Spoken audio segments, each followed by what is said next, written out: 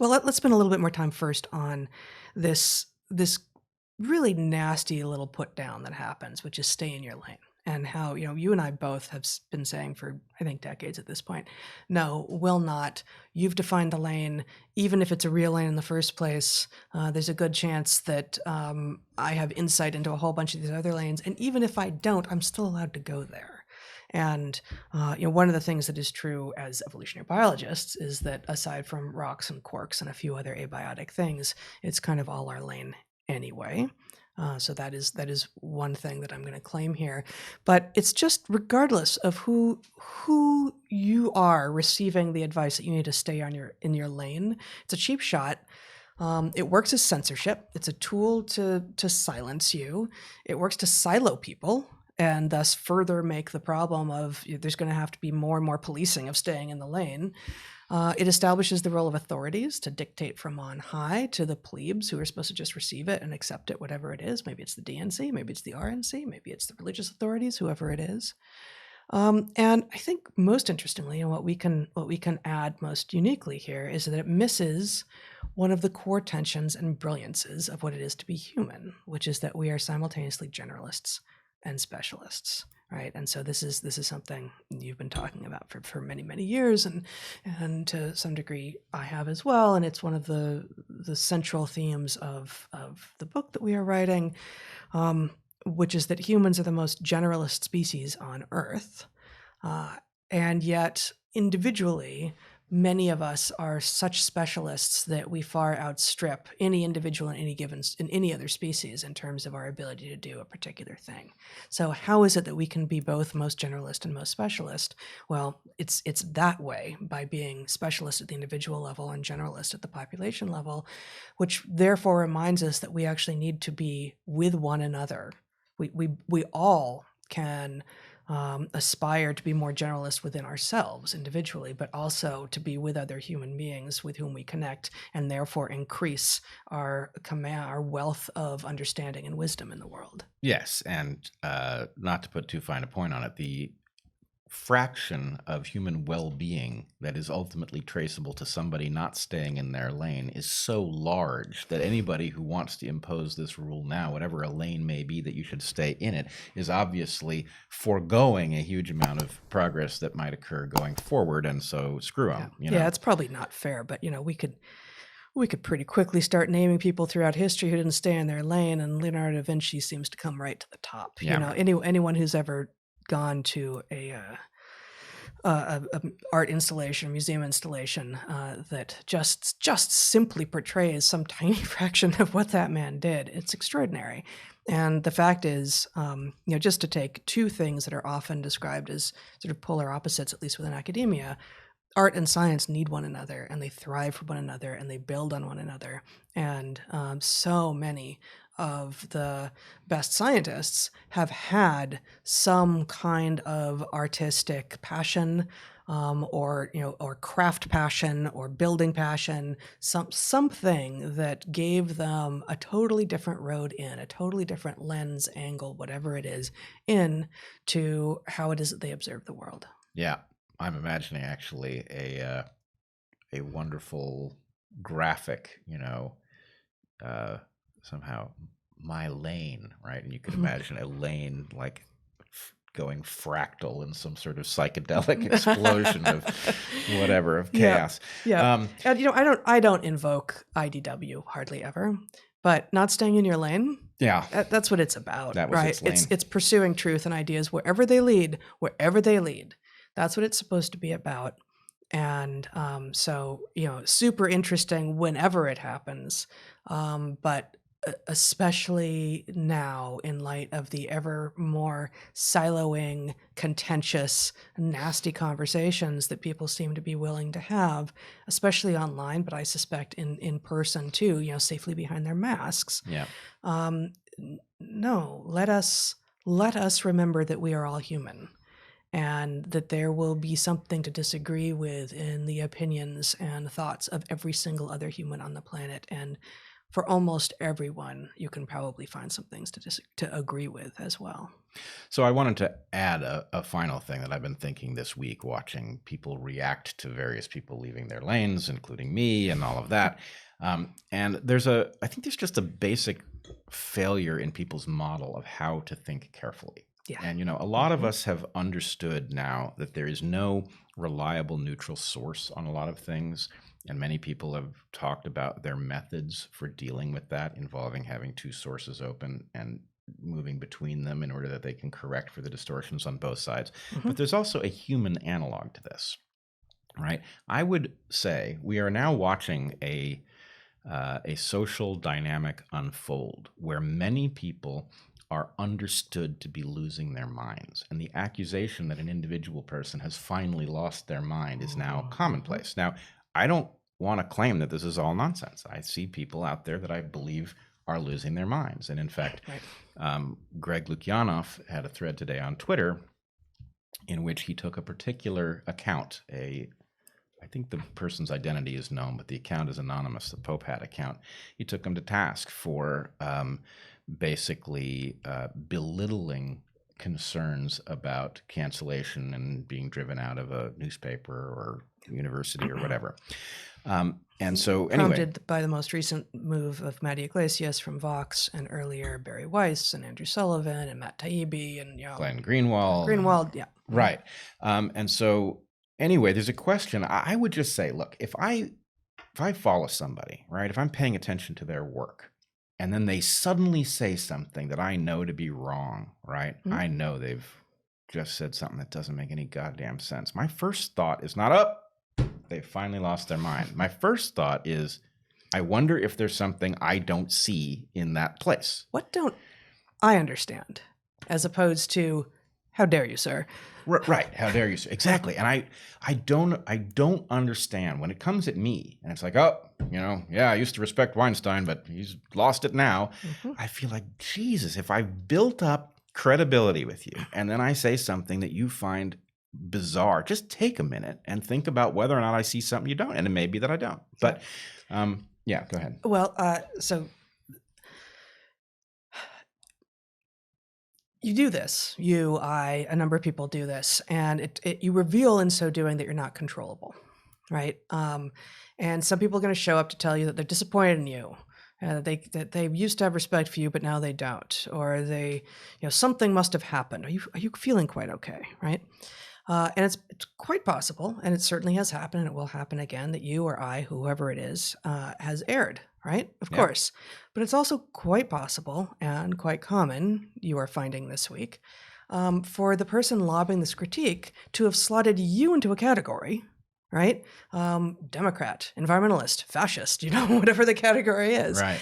Which is actually more constraining than clarifying. Even if it's a category like Democrat or environmentalist, one which you might own yourself, or if it's one like fascist, one that is just lobbed at you and people are just hoping some of it'll stick. But regardless, it's a categorization.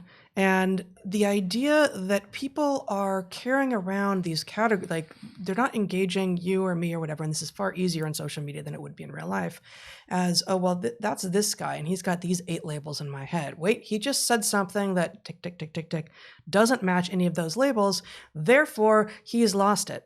Like, no, maybe it's literally a category error. Right. Like maybe your category is flawed, or maybe fitting a category is itself a sign of an ideologue. Like, this is what ideologues are. It's people who, and this is in service of, the easiest examples are religions and political parties, right? Like, we have a slate of beliefs or a slate of planks that create a whole wealth of identity for you. And if you just accept it, if you just accept everything here, you will find it easier to move through your life, because you can find the people with whom you won't have to be in contentious arguments, and you will find a community. Maybe you'll find a partner, maybe you'll find friends. It's all very easy.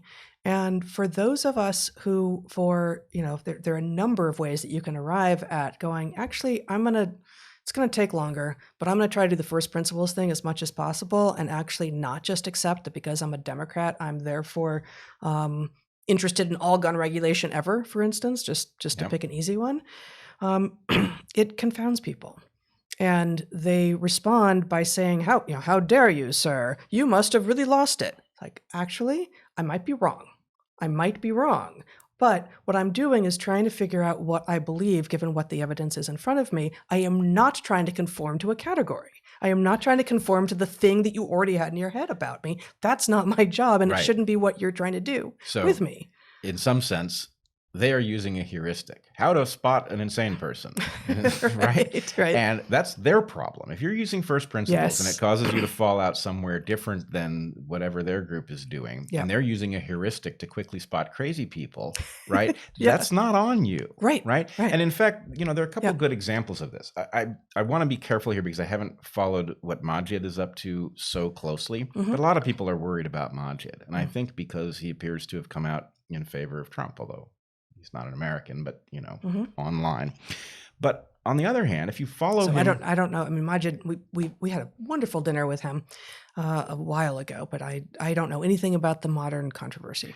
Well, I think it comes down to the fact that there are lots of cocktail parties in which anybody who has so much as flirted with the possibility that either the blue side was so horrible or that the red side wasn't that bad is obviously a nut. And the problem, in Majid's case, you asked the question, all right, I respect Majid. I know him, right? He's saying something This is Majid Nawaz. Majid Nawaz. How could a guy that smart and that tuned in get to this position? Well, it's actually not that hard. The guy was recently on hunger strike to get the British Parliament to debate the question of the Uyghurs in China, right? So if you're Majid... Dude feels strongly about real stuff, and he thinks it through. And what kind of real stuff? The kind of stuff we tell ourselves that we would all do the right thing in the case, right? We've got, effective concentration camps. We have organ harvesting, really appalling stuff, right? He's committed enough to dealing with this that he goes on hunger strike. And so if you believe, as many people do, in fact, I think there's a very strong argument to be made for it, that Trump is better on China than Democratic administrations have been, that they've been a bit blind to the hazard of China, then, okay, you can see how Majid would end up there. Or actually, it hadn't occurred to me that it's internally consistent with his last big public thing. Yep. I don't know whether that's what happened, but I do know that it's not hard to figure out how without losing his mind, Majid could find himself there, right? Likewise, James Lindsay, right? James Lindsay has taken a ton of flack from people over his support for Trump. But if you listen to him, his point is, look, I hate this, but I'm concerned about the danger of wokeness toppling institutions that we're dependent on. So if you believe as he does, it's not hard to see how you would end up there. And all I would say is, look, high quality thinking involves not using some heuristic and deciding people are crazy because they happen to have reached a different conclusion that you regard as crazy. You have to figure out whether there's some first principles way they might have gotten there. And do you know more about about Chinese abuse of the Uyghurs and the effect of different administrations in the U.S. on the power of China in this case? Well, if you don't know more than Majid, then, at least you have to give him the benefit of the doubt that he has arrived at a reasonable conclusion given his priors. That's right. And it seems, in fact, to be consistent, right? What he is doing, given the argument that you just laid out. And I know I was blissfully mostly not online this week, but I know you to be consistent.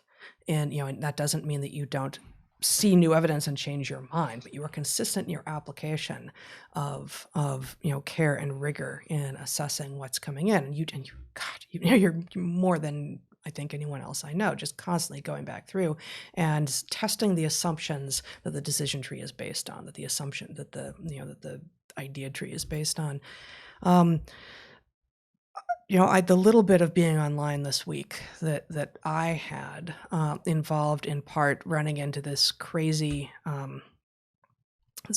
pronouncement from the UK government that basically, I'm not going to pull it up here, but all you have to do is read the 3-step pronouncement, and you basically arrive at sex is based on chromosomes and hormones. Like, no, actually, it's gametes, but forget that. Sex is based on chromosomes and hormones, and oh, by the way, sex is assigned at birth. It doesn't take very much logic to conclude that the government of the United Kingdom thinks that chromosomes and hormones are assigned at birth.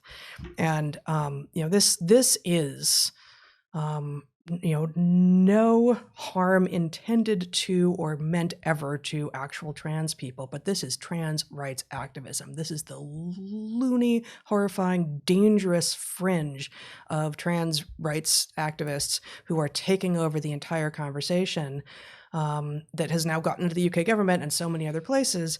And, I tweeted a few things about this and, from various angles, but in part, I feel totally okay mocking a government. I don't tend to want to mock an individual unless they push me repeatedly in a particularly stupid way.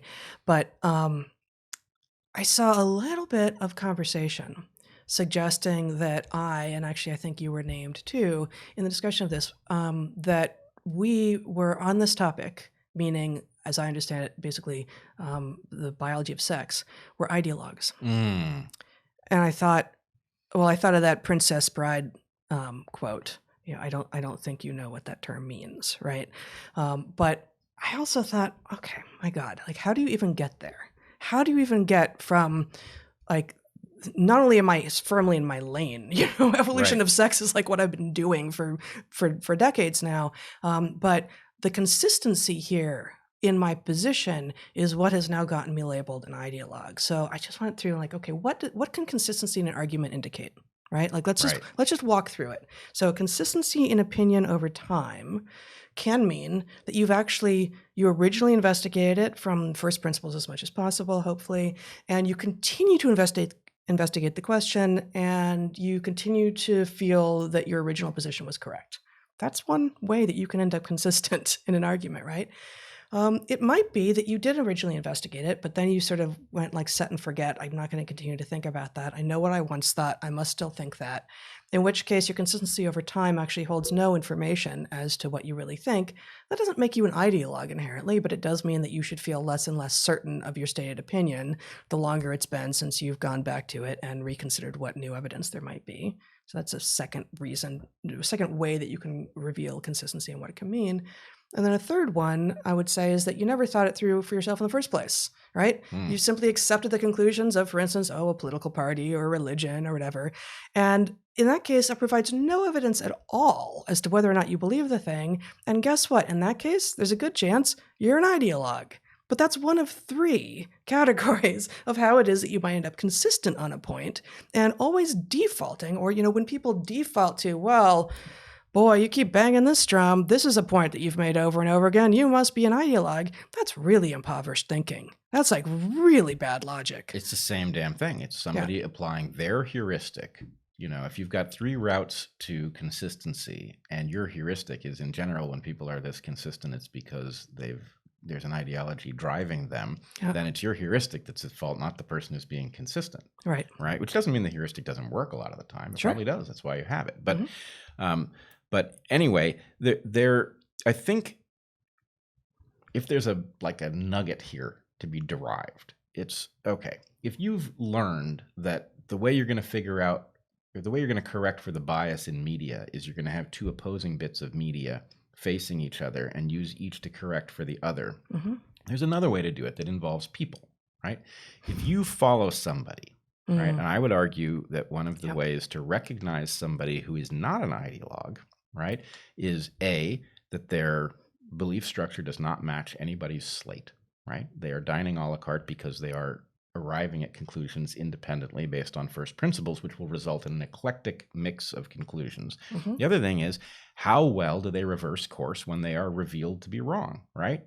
Right? If somebody is not good at that, that's a red flag. If somebody is good at that, that suggests, well, actually, you can afford to put your weight on the ice. So, just as you have the two sources you might go to correct, you might have a small slate of people that you actually trust enough that when they come to a conclusion that seems batshit crazy from where you're coming from, it doesn't cause you to declare them batshit crazy, but it makes you think, well, what do they see that I don't?